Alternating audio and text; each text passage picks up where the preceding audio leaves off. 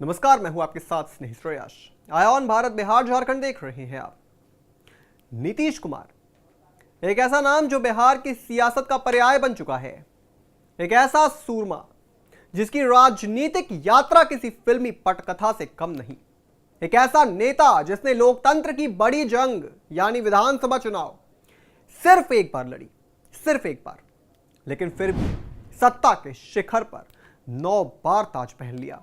हाँ, आप सोचिए मत, ये वही नीतीश कुमार हैं जिन्होंने 40 साल की राजनीति में सिर्फ एक बार विधानसभा चुनाव लड़ा और उसी एक जीत के दम पर 9 बार मुख्यमंत्री की शपथ ली।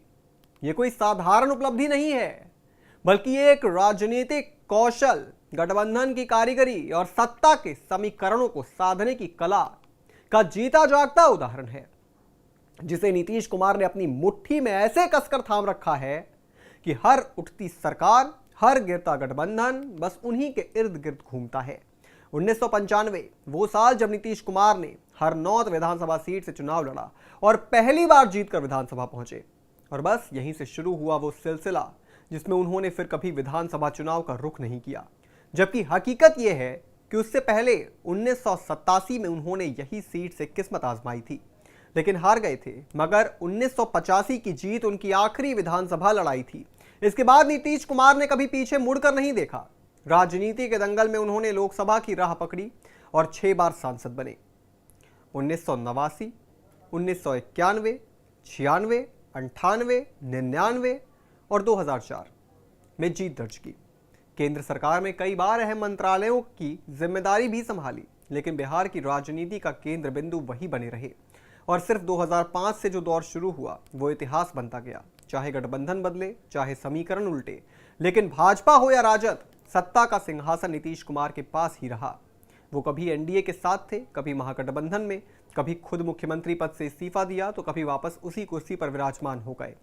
उनकी सत्ता में वापसी इतनी बार हुई कि अब ये कहना गलत नहीं होगा कि बिहार में चुनाव परिणाम भले किसी के पक्ष में हो, मुख्यमंत्री की शपथ अंत में नीतीश कुमार ही लेते हैं। और इसका सबसे बड़ा कारण यह है कि ये विधानसभा नहीं, विधान परिषद से आते हैं, जहां चुनाव का शोर शराबा नहीं बल्कि सियासी गणित की बिसात बिछती है। यही कारण है कि बिना विधानसभा की सीधी लड़ाई लड़े भी नीतीश कुमार ने मुख्यमंत्री पद की शपथ पूरे 9 बार ली है। और यही संख्या अपने आप में देश की किसी भी मुख्यमंत्री के लिए एक रिकॉर्ड है। हर राजनीतिक उठापटक के बीच जब लोगों को लगता है कि अब नीतीश कुमार की राजनीति खत्म हो जाएगी, तभी वो एक नई चाल चलते हैं, नया गठबंधन करते हैं और फिर से सीएम की कुर्सी पर बैठ जाते हैं। बिहार की जनता और उसके नेता दोनों अब इस सियासी चक्र को पहचानने लगे हैं।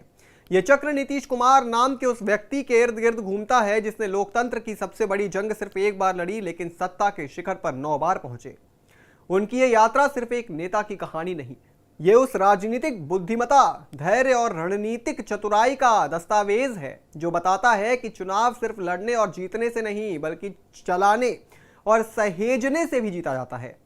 नीतीश कुमार ने यह साबित कर दिया है कि असली ताकत चुनावी मैदान में नहीं, सत्ता की बिसात पर होती है। और इस बिसात के सबसे कुशल खिलाड़ी का नाम है नीतीश कुमार। इस पूरी खबर पर आप क्या सोचते हैं दोस्तों?